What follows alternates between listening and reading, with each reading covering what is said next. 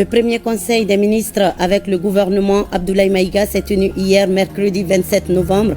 Il a été présidé par le général d'armée Assimi Goïta qui a donné des orientations pour la bonne conduite de l'action publique. À suivre dans un instant. Niamey a abrité hier la réunion des chefs d'état-major généraux des armées de l'Alliance des États du Sahel. Les conclusions des travaux qui ont porté sur la sécurisation de l'espace ont été présentées au président du Niger, le général Abdraman Tiani. Jeudi 28 novembre, Madame, Monsieur, bonjour et soyez les bienvenus dans ce 13h. Constitué le 21 novembre dernier, le nouveau gouvernement dirigé par le général de division Abdoulaye Maïga était à la table du Conseil des ministres de ce mercredi.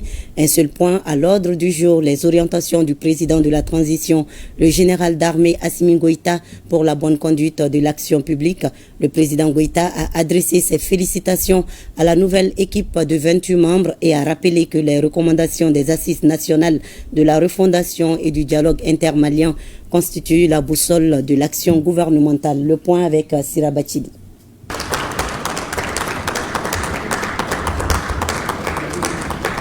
La continuité dans l'action de l'État, une nouvelle équipe gouvernementale au pas des urgences, pas de temps à perdre, le peuple attend et il faut répondre avec efficacité. L'équipe Abdoulaye Maïga vient à l'écoute du garant du fonctionnement régulier des pouvoirs publics, le chef de l'État, général d'armée Assimi Goïta. Un premier conseil des ministres pour clarifier la vision de la transition pour le Mali, un rappel pour les habitués et une information de taille pour les tout nouveaux. Le 21 novembre dernier, je vous ai nommé en qualité de Premier ministre, chef de gouvernement.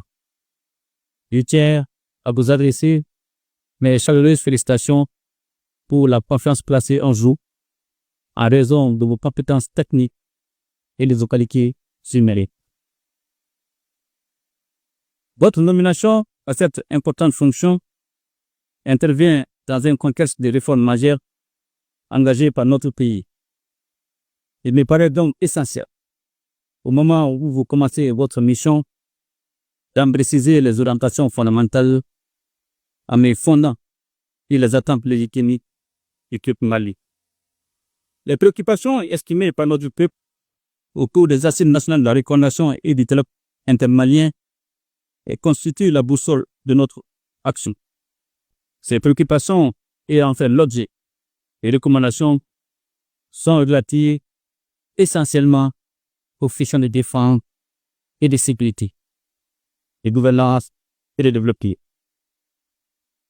Faute du soutien indéfectible du peuple Mali, les autorités de la transition ont entrepris d'importantes réformes qui ont déjà produit des résultats tangibles dans différents secteurs.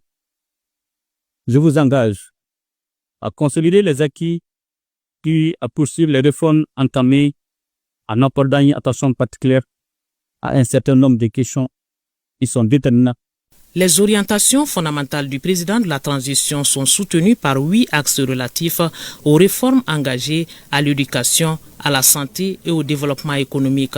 La défense et la sécurité viennent en première position vu leur importance dans le contexte de sécurisation du pays. En premier lieu, vous renforcerez les actions dans le domaine de la défense et de la sécurité. Les forces armées et de sécurité et constituent les remparts pour l'intégrité et la stabilité de l'État. Dans le même temps, la sécurité est le gage pour tout développement et toute vie harmonieuse en société. Les efforts déployés pour renforcer les forces armées et de sécurité en termes d'équipement, de formation et d'amélioration des conditions de vie doivent être poursuivis et intensifiés. Les victoires éclatantes sur les groupes armés terroristes et la reconquête de l'intégrité de notre territoire prouvent à suffisance la pertinence et l'efficacité de notre nouvelle politique de défense. Vous verrez à poursuivre la réforme de la justice pour lutter encore plus efficacement contre la corruption et les atteintes aux biens publics. Et le président Goïta d'insister sur la nécessité de poursuivre les réformes politiques et institutionnelles pour la légitimité des institutions de l'État. Le troisième point de la communication présidentielle fait référence à la satisfaction des besoins fondamentaux de la population. Pour ce faire, il faudra renforcer les actions dans le secteur économique avec un accent particulier sur l'agriculture et le tissu industriel. En même temps, l'éducation et la santé sont appelées à être améliorées. Vous apporterez une attention soutenue au développement des infrastructures énergétiques et des transports, ainsi qu'aux technologies de l'information et de la communication. Vous devez également poursuivre les actions dans le sens de l'amélioration du système éducatif et de la gestion de la problématique de l'emploi, notamment celui des jeunes. Notre pays a besoin de citoyens intègres et soucieux et travailler avec abnégation pour l'intérêt général. Vous renforcerez les actions visant à inculquer nos valeurs sociétales aux jeunes et cultiver en eux des sentiments patriotiques. L'apaisement du climat social permettra toutes ces réalisations puisque contribuant à la stabilité du pays, une conviction du président de la transition. Pour la diplomatie, les États fonctionnent désormais sur la géopolitique ou l'analyse des relations internationales et la géostratégie. Le Mali est dans la même logique. Le chef de l'État tient au raffermissement des liens de coopération avec les partenaires qui respectent la souveraineté du Mali et à la protection des Maliens établis à l'extérieur. Vous allez veiller au renforcement des relations de coopération avec les partenaires respectifs de notre souveraineté, au renforcement et à la synergie d'action de notre diplomatie pour défendre nos positions sur la scène internationale, à la protection des Maliens établis à l'extérieur. Aujourd'hui, notre peuple a décidé de lier son destin à celui des deux frères du Burkina Faso et du Niger en créant ensemble la Confédération des États du Sahel. Nous devons être à la hauteur de la confiance placée en notre pays avec la désignation de son chef de l'État en qualité de président de la Confédération pour sa première année d'existence. Je tiens à rappeler que l'objectif des autorités de la transition est de doter notre pays d'institutions légitimes et fortes. Ainsi, je vous exhorte à créer toutes les conditions nécessaires à l'organisation d'élections transparentes et apaisées qui devront mettre un terme à la transition. La feuille de route gouvernementale ainsi détaillée sera concrétisée à travers un programme d'exécution avec des objectifs précis. Un plan d'action global sera élaboré. Pour la démarche, le président Goïta mise beaucoup sur l'administration qui constitue le maillon essentiel de la chaîne. Il a enfin insisté sur la cohésion de l'équipe gouvernementale qui reste la garantie du succès face aux défis. À 1127 km de Bamako, la capitale nigérienne accueillait hier les chefs d'état-major généraux des armées de la Confédération des États du Sahel. Ils ont été reçus par le président du Niger, le général Abdrahmane Tchani, à qui ils ont présenté les conclusions de leurs travaux qui étaient centrés sur la défense et la sécurité dans l'espace. Reportage Abdoulaye Sako. Bonjour, ça va? Ça va bien? Ça va bien? Niamey, désormais capitale des grandes décisions de la Confédération des États du Sahel. Ce matin, ce sont les chefs d'état-major généraux qui s'y retrouvent, chacun accompagné de ses conseillers. Cette rencontre stratégique est déterminante dans la lutte contre le terrorisme dans le Sahel. Pendant 24 heures environ, ces spécialistes de la stratégie, de l'opération et de la tactique militaire ont mis en commun leur expérience pour un Sahel viable et enviable. Nous nous sommes retrouvés entre chefs d'état-major généraux des armées des États de la Confédération de l'AES pour discuter de façon générale sur les préoccupations sécuritaires de notre espace. C'est dans le cadre d'une concertation que nous voulons instituer dans un cadre normal de rencontres périodiques pour pouvoir discuter à bâton rompu sur les préoccupations du moment en vue de trouver des solutions. Donc c'est ainsi que nous sommes retrouvés aujourd'hui à Niamey pour parler de tout, passer en revue toutes les préoccupations de la zone, envisager peut-être des opérations conjointes, certainement dans les plus brefs délais, en vue de sécuriser davantage notre espace et nos populations. Après les travaux, les trois chefs d'état-major généraux se sont rendus à la présidence nigérienne où ils ont été reçus par le général Abdrahmane Tchani. Nous étions venus faire le compte-rendu de la réunion des chefs d'état-major des pays de l'Alliance du Sahel que nous avons tenue ce matin au niveau de l'état-major général des armées. Je voudrais tout d'abord exprimer toute ma gratitude au chef d'état-major du Niger et au chef d'état-major du Burkina pour la promptitude avec laquelle nous sommes réunis ce matin de façon très express pour déjà examiner les questions sur nécessité de l'environnement géopolitique dans lequel nous nous retrouvons aujourd'hui. Donc à l'issue des échanges, ça a été vraiment très fructueux.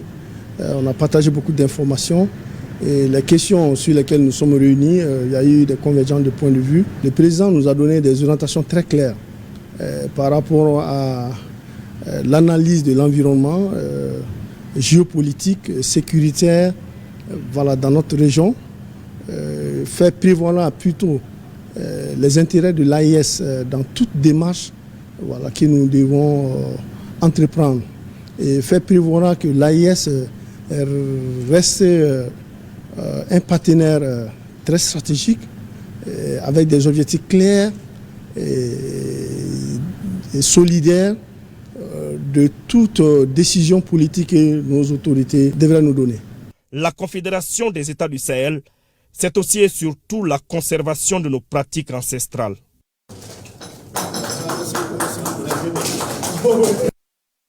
Retour chez nous, à Sikasso, les acteurs intervenant dans le domaine des services sociaux de base ont passé en revue le plan de travail annuel 2024 de l'UNICEF et ont procédé à l'élaboration du plan de travail annuel 2025 du dit programme. Compte rendu, Moussokoro Sirimi et Taïrou Konati. La revue annuelle 2024 du programme de coopération Mali-UNICEF est un cadre privilégié pour les acteurs en charge de l'eau, l'hygiène, l'assainissement, la santé, l'éducation et la protection de l'enfant des régions de Bougouni, Koutiala et de Sikasso, de passer au pain fin l'état d'évolution de la situation des enfants, d'apprécier les progrès majeurs réalisés afin d'identifier les goulots d'étranglement qui entravent l'atteinte des résultats. Et cette édition s'étend dans un contexte marqué par l'extension du programme de coopération Mali-UNICEF jusqu'en 2025. Les résultats majeurs atteints dans ce domaine qui ne souffrent d'aucun problème, c'est dans le cadre de la vaccination par exemple. On a des taux de couverture vraiment très acceptables.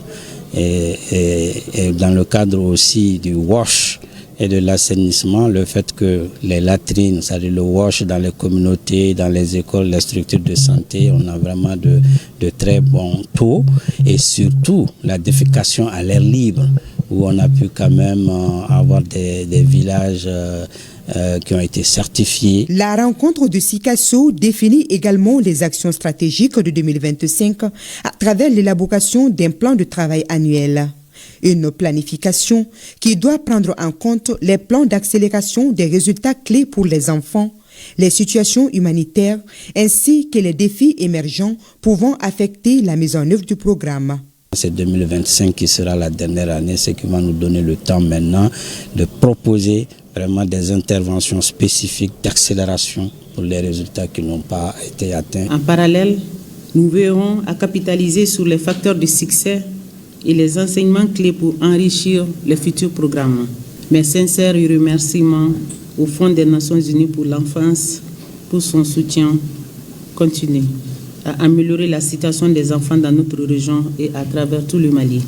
Ces plans 2025 devra donc marquer un nouvel engagement pour les différents acteurs pour améliorer au mieux les conditions de vie des populations vulnérables de l'ancienne région administrative de Sikasso. L'Agence pour la promotion de l'emploi des jeunes, APEJ, a initié à Ségou des journées portes ouvertes. Objectif, faire voir les opportunités d'insertion aux jeunes dans les filières soutenues par les programmes MLI de Luxe Dev. Les détails avec Andesila et Isaba. Ces journées portes ouvertes sur l'Agence pour la promotion de l'emploi des jeunes, APEJ, visent d'une part à mettre un accent particulier sur les offres de services de l'agence et d'autre part promouvoir les opportunités dans les métiers liés aux filières agricoles à travers le cadre de partenariat APEJ et LuxDev. C'est des journées où les produits financiers et non financiers de l'APEJ sont connus par les jeunes. Il y aura un partage d'espérance entre les jeunes entrepreneurs expérimentés et les débutants, les nouveaux jeunes entrepreneurs. Les deux programmes MLI 021 et MLI 022 interviennent dans les régions de Ségou et de Sikasso en partageant les mêmes objectifs spécifiques, à savoir les jeunes hommes et les jeunes femmes des régions de Ségou et de Sikasso bénéficient davantage d'opportunités économiques dans les métiers liés aux filières agricoles. Au terme de ces 2 journées, les jeunes seront suffisamment outillés pour aborder le chemin de l'entrepreneuriat avec assurance et dans un environnement sécurisé. Chers jeunes, cette journée est la vôtre. Tant l'objectif visé par ces journées portes ouvertes offre des opportunités pour les jeunes, opportunités d'information et opportunités de mise en relation de ces jeunes avec des éventuels employeurs et avec les incubateurs. Des communications et une visite guidée des installations ont permis aux hôtes du jour d'être mieux imprégnés sur la pêche, dont la mission essentielle est de concourir à la création d'emplois et à l'accès des crédits pour les jeunes. Dans la région de Koulikoro, les anciens élèves de la promotion 1998 du groupe scolaire Ismaïla Diawara de Banamba viennent de remettre des kits scolaires aux élèves de cet établissement scolaire. Le don est composé de cahiers, de sacs et de matériel didactique pour un coût de plus d'1 million de francs CFA. L'initiative, qui est à sa 3e édition, s'inscrit dans le cadre de la journée des bons élèves. Compte rendu, Djemba Moussa Konati. L'association des anciens élèves du groupe scolaire Ismaïla Diawara de Banamba, promotion 1998, a magnifié encore l'excellence cette année au sein du groupe scolaire. Elle a doté les meilleurs élèves au titre de 2023 des classes de 6e, 7e, 8e et 9e année des kits scolaires pour les encourager à persévérer dans les études. La particularité de cette année est le fait d'associer l'excellence au social en prenant en compte la dimension élève dont leurs parents ont un faible revenu. La tenue des différentes éditions de l'excellence scolaire, la traduction de notre détermination est de faire l'éducation de tous les enfants du Mali une priorité. Car notre pays a besoin des filles et des fils bien formés, capables de le développer et de le positionner dans le cercle des nations fortes en Afrique et dans le monde. Chers lauréates et lauréats, nous vous exhortons à faire en sorte que l'école puisse entretenir en vous la quête perpétuelle de connaissances, de compétences et de citoyenneté responsable. Les autorités scolaires et locales invitent les membres de l'association à pérenniser cette belle initiative d'émulation. Ça fait longtemps, on avait des revendications, des recommandations, s'il faut le dire. Et un premier point, c'était d'organiser cette cérémonie à un jour ouvrable pour qu'au moins l'ensemble des élèves, des enseignants, puissent savoir ce dont il s'agit. Au-delà de cette pérennisation, nous sollicitons et nous demanderons à d'autres qui sont passés par cette même école, en tout cas emboîter le pas à ceux de la promotion 98. Parce que tout ce qu'ils sont aujourd'hui, c'est grâce en tout cas à l'éducation qu'ils ont pu recevoir au sein de cet établissement. La remise des kits scolaires aux meilleurs élèves au titre de 2023 a mis fin à cette cérémonie. Ce sont des kits d'hygiène et d'assainissement qui ont été remis à des structures étatiques de la ville de Sikasso à la faveur de la célébration de la journée mondiale du lavage des mains au savon pour une plus large sensibilisation des populations sur cette pratique. L'édition 2024 a été lancée au centre de santé communautaire de Mankourani dans la commune urbaine de Sikasso. Compte rendu, Mariam Touré et Daouda Konati. Pourquoi les mains propres sont-elles toujours importantes? C'est autour de ces questionnements que vont s'articuler les activités de l'édition 2024 de la campagne nationale du lavage des mains au savon, une initiative des autorités sanitaires en partenariat avec l'UNICEF. Et c'est le centre de santé communautaire de Mankourani qui a servi de cadre au lancement des activités en région de Sikasso.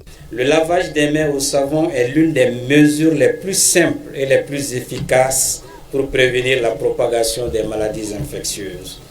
Pourtant, selon le dernier rapport JMP, Joint Monitoring Program, datant de 2022 pour l'année 2023, près de 2 milliards de personnes, soit près d'un quart de la population mondiale, n'ont toujours pas accès à des installations de lavage des mains adéquates. L'importance de l'enjeu est donc indéniable. Pour les autorités administratives, cette initiative se veut un moyen de communication efficace pour la protection des populations en général et les enfants en particulier contre les maladies liées à l'hygiène des mains.